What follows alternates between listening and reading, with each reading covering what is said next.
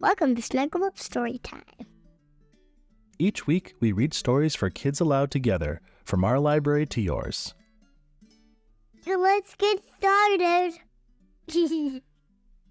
Curious George and the Firefighters by Margret and H.A. Ray. This is George. He was a good little monkey and always very curious.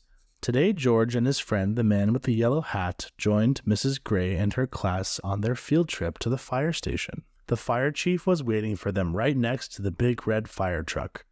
"Welcome," he said, and led everyone upstairs to begin their tour. There was a kitchen with a big table, and there were snacks for everyone. The fire chief told them all about being a firefighter. George tried hard to pay attention, but there were so many things for a little monkey to explore, like that shiny silver pole in the corner. Where did that pole go? George was curious. Why, it went back downstairs. There was the great big fire truck. There was a map of the city, and there was a whole wall full of coats and hats and big black boots. George had an idea. First, he stepped into a pair of boots. Next, he picked out a helmet. And finally, George put on a jacket. He was a firefighter. Suddenly, there was a bring, bring. A bell was ringing. The firefighters all rushed in. "This is not my helmet," said one. "My boots are too big," said another. "Hurry, hurry," called the fire chief. A bright red light on the map of the city told him just where the fire was. There was no time to waste. One by one, the firefighters jumped into the truck, and so did George. The fire truck with all the firefighters sped out to the firehouse, and so did George. The sirens screamed and the lights flashed. The truck turned right, then it turned left. Went the whistle, and George held on tight. And just like that, the fire truck and all the firefighters pulled up to a pizza parlor on Main Street. Smoke was coming out the window in the back, and a crowd was gathering in the street. "Thank goodness you're here," cried the cook. The firefighters rushed off the truck and started unwinding their hoses. They knew just what to do, and George was ready to help. He climbed up on the hose reel.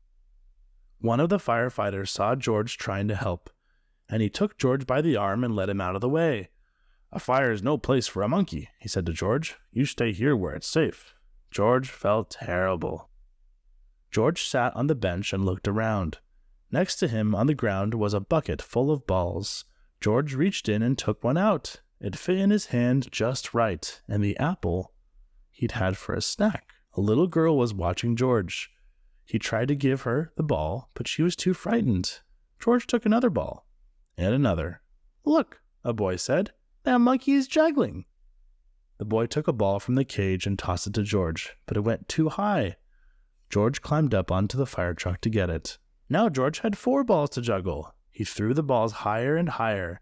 He juggled with his hands. He juggled with his feet. He could do all kinds of tricks. The boy threw another ball to George. George threw a ball back to the boy. The little girl reached down and picked up a ball too. Soon all the children were throwing and catching back and forth, back and forth. The fire chief came to tell everyone that the fire was out. Just then, the little girl laughed and said, "Look, Mommy, a fire monkey." "Hey," called the fire chief, "what are you doing up there?"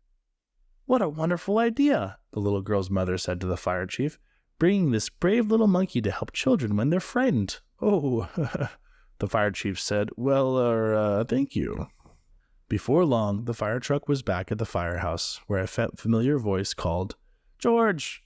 It was the man with the yellow hat. "This little monkey had quite an adventure," said one of the firefighters. "Is everyone all right?" asked Mrs. Gray. "Yes, it was just a small fire," the fire chief said. And George was a big help.